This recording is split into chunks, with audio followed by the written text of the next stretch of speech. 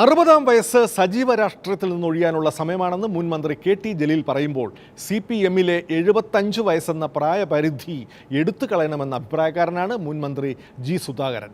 Party ഭരണഘടനയിലോ പരിപാടിയിലോ എന്തിന് communist മാനിഫെസ്റ്റോയിൽ പോലും പറയാത്ത ഈ സമ്പ്രദായം 2026-ലെ തെരഞ്ഞെടുപ്പിൽ വേണ്ടെന്ന് വെക്കണമെന്ന അഭിപ്രായമാണ് ജി സുധാകരനുള്ളത്.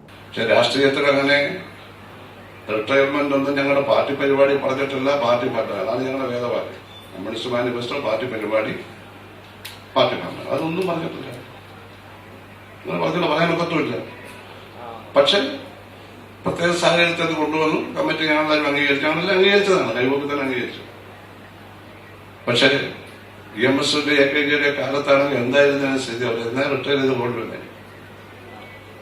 അപ്പൊ അതൊക്കെ വേണ്ടപ്പെട്ടവരെ ഓരോ ആവശ്യങ്ങൾ വരുമ്പോൾ അതിനെ പറ്റി ആളുകളില്ല. പിണറായി സാഹിബിനെ 75 കഴിഞ്ഞപ്പോൾ വേറെ മുഖ്യമന്ത്രിയാവാൻ ആളുകളുണ്ട്. അതിന് എക്സെപ്ഷൻ കൊടുത്തു.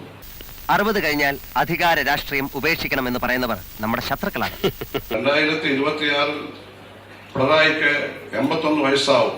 വീണ്ടും മുഖ്യമന്ത്രിയാവാൻ ചാൻസ് ഇല്ലല്ലോ. ഞാൻ പറഞ്ഞ ആര് പറഞ്ഞ ചാൻസ് ഇല്ലല്ലോ. അപ്പൊ ആകുമെന്നാണോ? ആകുമെന്ന് ഞാൻ പറഞ്ഞില്ലല്ലോ. ഈ ചട്ടം വന്നിട്ട് 3 വർഷമല്ലേ ആയുള്ളൂ. ചട്ടം കൊണ്ടുവന്നവർക്ക് അത് മാറ്റിക്കൂടെ? എന്താ കുഴപ്പം? ഈ ചട്ടം ഇരുമ്പോലൊക്കെ ഒന്നും അല്ലല്ലോ. ഇല്ലാത്ത പാർട്ടി പരിപാടിയിൽ ഇല്ലാത്ത ഒരു ചട്ടമാണ്. ഞങ്ങളെല്ലാം അംഗീകരിച്ചു. അത് ഗുണകരമല്ല. പറ്റിയ നേതാക്കന്മാരെ ഉന്നത സ്ഥാനങ്ങളിൽ പൊതുജനങ്ങൾ എല്ലാവരും ബഹുമാനിക്കുന്നവരെ കിട്ടാനുണ്ടെങ്കിൽ എന്ത് ചെയ്യും?